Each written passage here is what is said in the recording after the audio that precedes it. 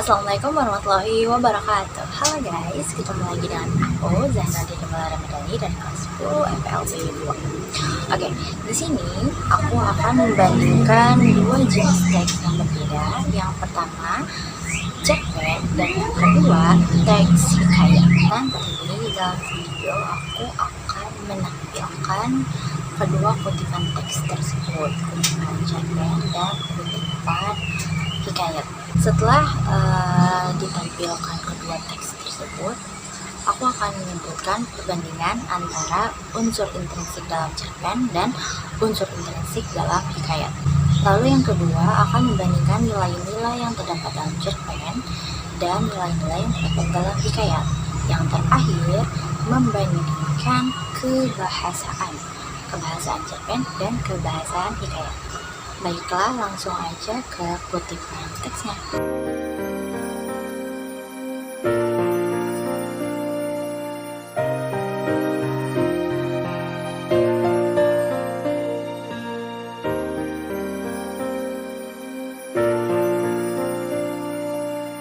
Sekarang saya akan membacakan perbandingan antara unsur intrinsik dalam cerpen dan unsur intrinsik dalam hikayat. Oke, unsur intrinsik yang pertama itu adalah tema. Nah, tema dalam teks hikayat yaitu hubungan antara hewan dan hewan lainnya. Sedangkan dalam cerpen itu temanya adalah harapan atau mimpi seorang anak dan ayahnya yang tidak percaya. Intrinsik yang kedua itu ada latar. Latar dalam teks hikayat itu ada 3. Sebentar tempat di hikayat itu ada di hutan. Nah, yang kedua latar waktu. Latar waktu ini di hikayat ini tidak disebutkan, jadi tidak ada. Nah, latar suasana dalam teks hikayat tersebut adalah latar suasana kerajaan. Kerajaan itu kayak kerajaan Kera. Kedua itu latar dalam cerpen. Yang pertama itu latar tempat. Latar tempatnya ini yaitu di lingkungan keluarga, lebih tepatnya ini percakapan antara anak dan ayahnya di rumah. Nah, yang kedua itu ada latar waktu. Latar waktunya ini sore hari sama pagi hari ketika si anak mau berangkat ke sekolah.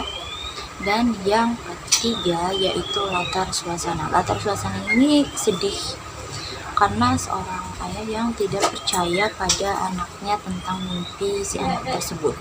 Unsur intrinsik yang ketiga ini adalah tokoh dan penokohan. Dalam teks hikayat, tokoh utamanya ini adalah Kera.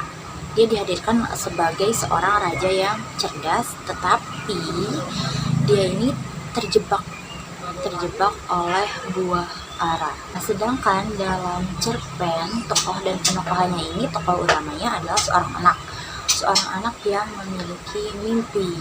Dia ini dihadirkan dengan sifat yang tegas pendiriannya. Oke, unsur yang ketiga dalam unsur intrinsik itu adalah alur.